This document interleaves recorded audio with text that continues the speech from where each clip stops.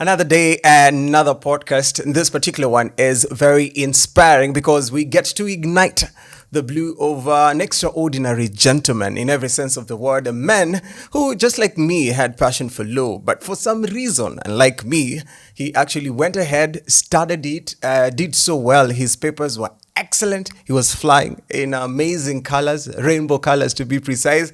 And out of the blue, it seems that his statesbud were telling him something else.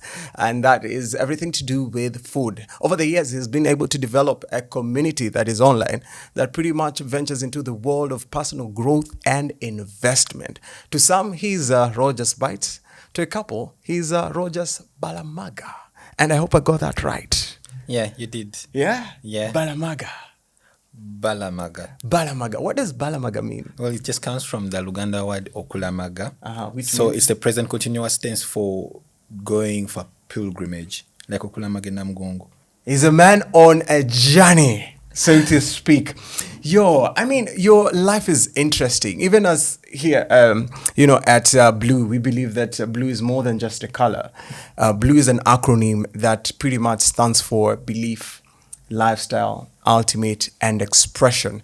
I want to know, for somebody that went to school, studied law, at what point in your life did you discover that this is not it for me as a career, but my passion for food is the gateway for me to express myself, for me to believe in this thing called career path?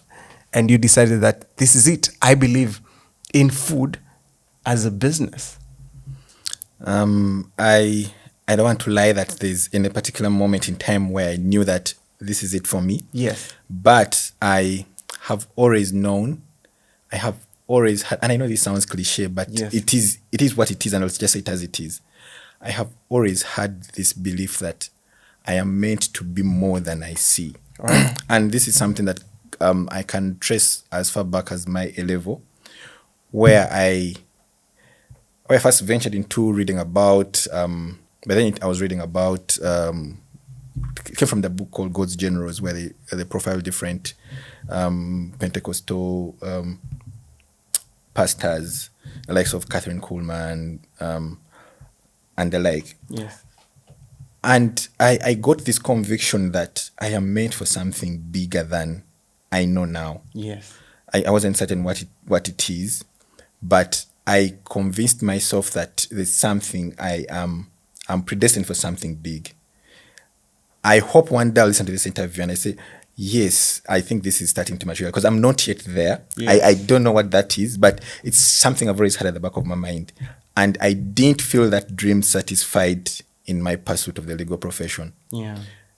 Because the last thing I've always wanted to do or be is just another person just another ship in a flock. I want to stand for something that I believe. I want to stand out. Yes. And I am built to pursue that ferociously and with a lot of determination until I see that happen. So I can't trace exactly what moment I knew that, no, this is not it. But I always felt like legal practice is not it for me. And I've gone through different things. There was a time I was convinced it was to be a pastor. There was a time I was convinced it was going to be a professional chess player. Yes. There was a point when I was sure that, much earlier, before all this, I was sure I was supposed to be a doctor. I thought I was going to be a humorist. I had contemplated the life of being a stand-up comedian. This time I thought about that. Like Uncle Mark.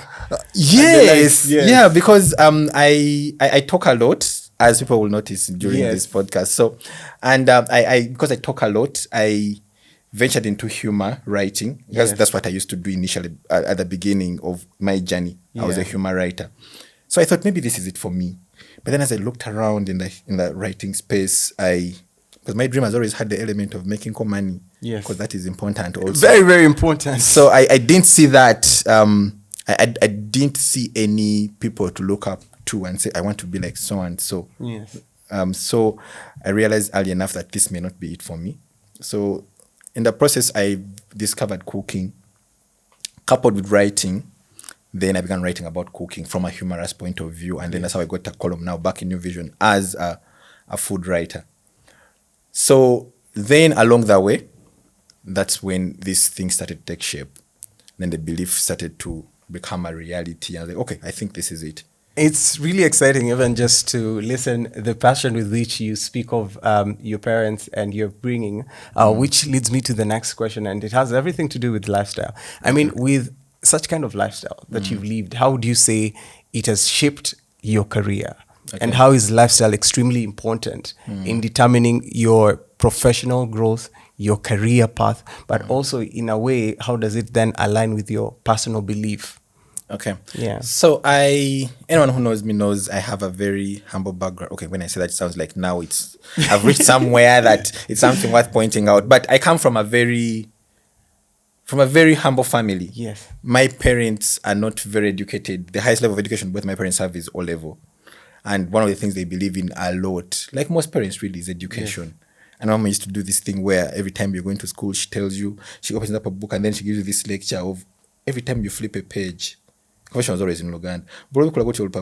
Manya ono nyoko, ono chitao. This is your future. So I want you to think about it that way. And that's the mindset we all had growing up, that this is my redemption, this is my next step this is my stepping stone to the next level. Because all parents, I believe, you want your children to do better than you. Like, true. It's like life is like a race, and you have this button. So you run your race, and then you hand it over to the next person down the generation. So they did their part, and I had this obligation. I believe that's why she wanted me to become a doctor, because my mom is a nurse, and her dream was to become a doctor. Like, okay, if this is as far as I go, one of my children has to see this through. This button. Unfortunately, I didn't take the direction that she hoped for me. Yes. But I still made it up in a way by marrying a doctor. So at least she has a doctor. Congratulations. So, that upbringing taught us, one, the values of humility.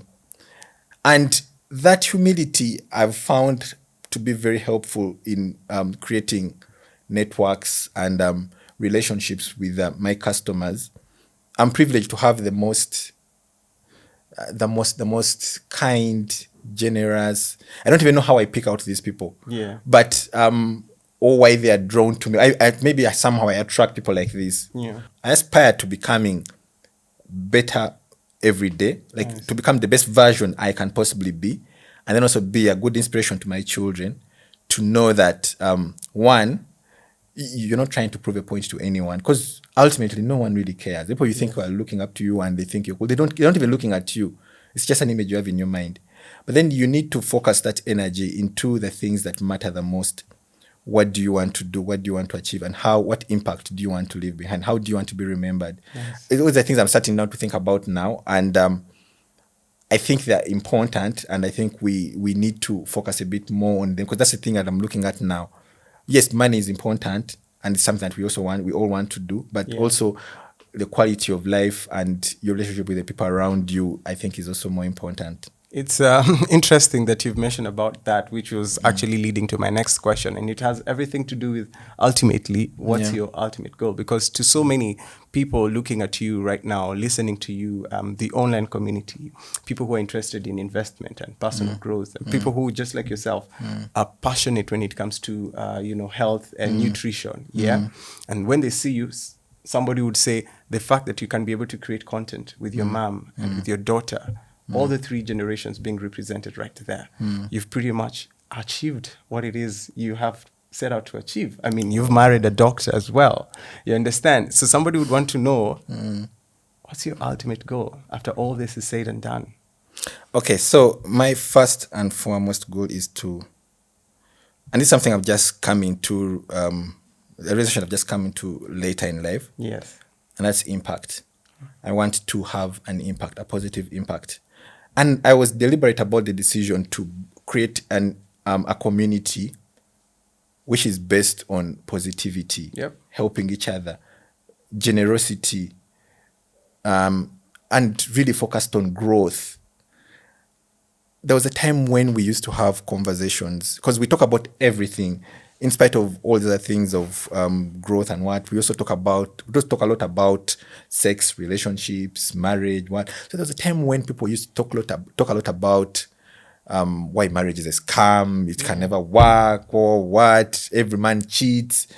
no man is faithful. Wow, all women are, your woman is sleeping with someone you just don't know yet. Like that kind of negative. And then some people came and told me, you know what, me, I don't want to be, like, I really love the idea of the community, but sometimes you have conversations that put me in a space I don't want to be. I don't want to live with this energy, move around with this energy of, oh my God, is my husband one of these people?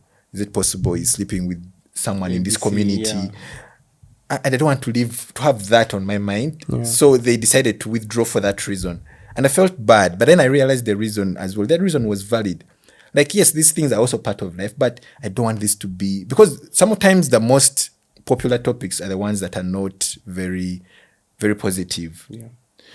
But at the same time, if you just focus on just the positive growth, what a lot of people are going to detach and like, you know what, this is boring. So you have to strike a balance of giving cassava today, then kanyama here. Yes. So you keep people hooked, but generally fostering that spirit of positivity and trying to help each other be better. Crazy, man. So ultimately, that's your goal. So my ultimate goal is to impact people positively. Yes.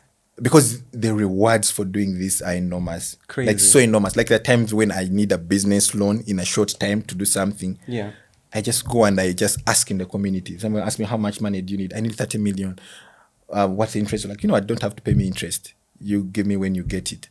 Crazy. Like, within 5 minutes, you've got easy money. People are going to money lenders and they pay money about 20% per month. 10%, 15%. But because people have seen what you do, yes, people have seen what you do, they have faith in your brand and what you stand for. They believe in you. They believe in you. And that's also another thing that I also bear at the back of my mind, that I don't want to disappoint these people at any time, because I've created this image and the faith, and people have seen what I do. They follow me because I share generously. Basically, they know your lifestyle. Yes. And they believe in you. Yes, and they believe in me. They believe in my vision. They believe in what I do. Yes. So they easily trust me, and I never want to abuse that. But yes, Rogers is our guest today, and it's just interesting to listen to him. Such a great storyteller. And it's important that people recognize that you have a voice, and the way with which you've used your voice of late is very powerful. From the words you write to the words you speak, a lot of people would say, underlining everything that you are, you're very expressive. I would like to know, how can human beings, live off expression? And how do you feel the fact that you have this power to freely express yourself has shaped your career path?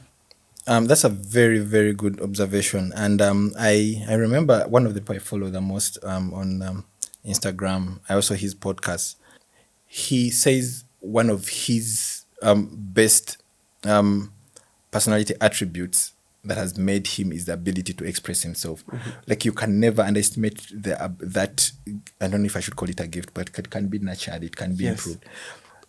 Our ability to create stories and convince ourselves of the stories is what helped us a lot to get to this point of evolution, whereby we are not the strongest animals on earth. No. We are not exactly the fastest, we're not the what, but we have the special ability to mobilize ourselves. And that's our power. And we become, and that comes from our ability to tell stories. That's why people look at people like Hitler. Hitler was not, he wasn't a well-decorated army person. General, he was just a mailman during the Second World War, running between trenches. But his ability to tell stories and then convince people gave their lives, and a lot of people lost their lives to tens of millions. It's about 50, 70 million people died in the Second World War just because of this one person's ability to tell stories and convince the masses that this is real. So anyone, because personally that's what I do. It's all I do. I just talk. I tell stories. Mostly type them. Yes. Express myself in story form, or not necessarily story, but like talk to people, convince them. And then that's how I also started my business. If I could just make this relationship. Most people, when you want to start a business, you come up with a business plan, raise some capital, then you can start a business, then you maybe put aside the budget for marketing, for what. I didn't have any of that. All I had was followers. People who had been following my story. So one day, a person asked for a recipe for these particular ribs I'd done. I told them that they asked me to cook and deliver. I told them I am a mighty lawyer. I don't cook for people. I didn't put it that way, but that's what I was saying. Like, I'm a lawyer. I don't cook.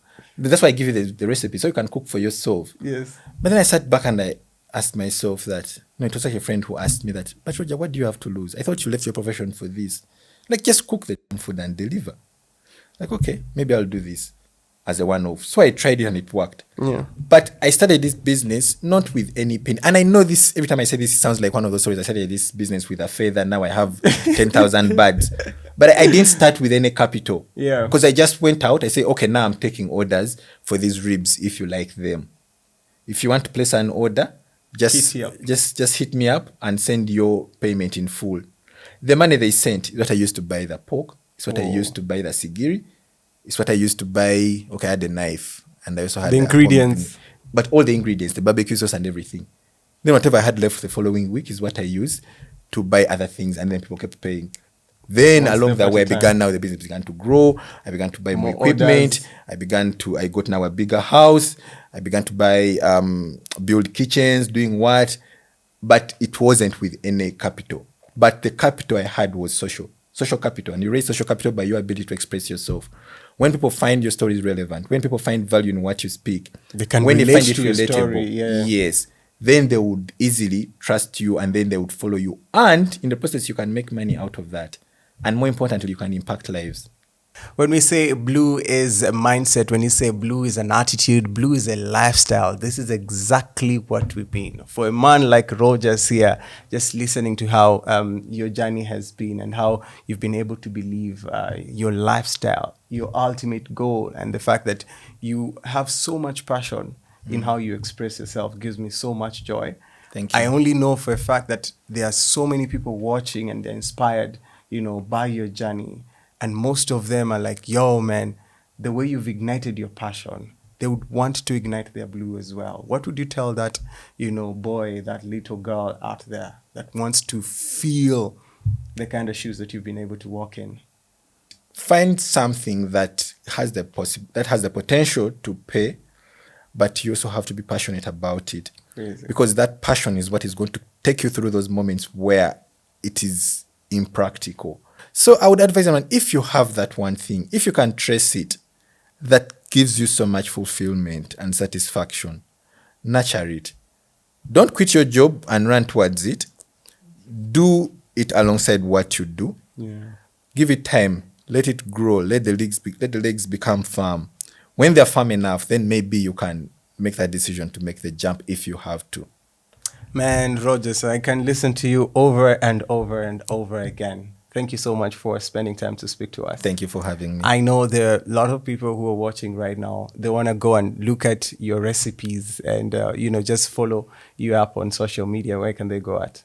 Just look for Rogers Barbecue and Bites. Yes. And also look for Keto Clinic, because that's also the other thing that I do. We help people lose weight through the keto diet. Yes. So when we've worked with so many people, including James O'Neill and so many other people that you will find on the page and the website. Nice. So that's what we do. If you see Keto Clinic anywhere or Rogers Barbecue and Bites, or just look up Balamaga Rogers.